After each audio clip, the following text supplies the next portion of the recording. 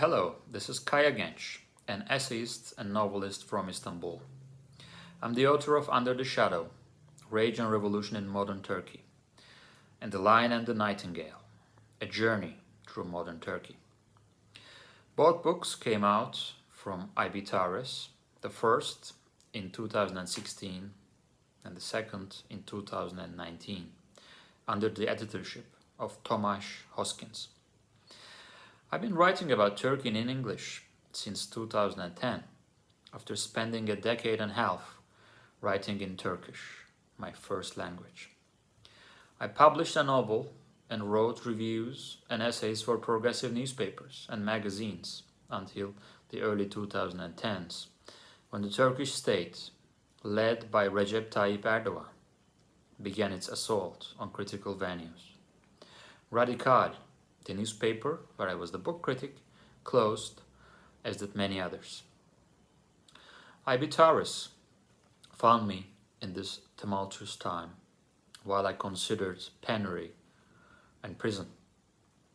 It felt as if I could no longer make a living by my pen in Turkey because of Erdogan's cronies stationed in the newspaper and publishing world, where they snitched on critical voices so as to jail them at the first opportunity.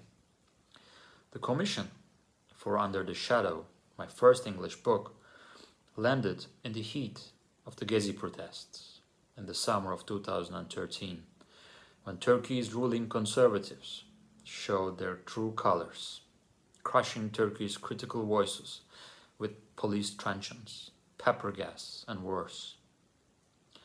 While researching for that book, I was surprised to find various youths from Turkey who were extremely articulate and passionate about why they believed in what they believed in. I was struck, for example, by a Kurdish interviewee who voiced her fears about the Gezi protests because people there represented Turkish nationalism for her. But then, researching my next book, The Lion and the Nightingale, 3 years later, nobody was telling me that. Now, it was firmly established that the government was representing an extreme form of Turkish nationalism and little else. In an interview with a seasoned editor who was jailed in 2017 for his support for a Kurdish newspaper, I had the privilege to write about how he learned from his fellow cellmates how to speak and write in Kurdish. Meanwhile, he taught them English, and they read Agatha Christie novels together. The publishing process with IB Tauris has always been exciting, sometimes too exciting. While I was correcting the proofs of Under the Shadow in Harbiye, a central neighborhood of Istanbul, I heard gunshots and sonic booms rising from fighter jets. A military coup was in place. I took my IB Tauris proofs and ran back home to take cover.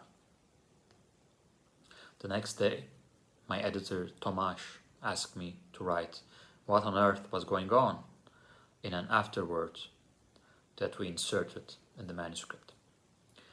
In its 40-year-long history, IB Tauris has published a flurry of fine books on Turkey. I'm so pleased to be part of this great tradition. Thanks to IB Tauris, and despite the horrifying increase in the oppression and censorship in my country, I've become more and more productive as an author, now writing exclusively in English, trying to tell it as it is.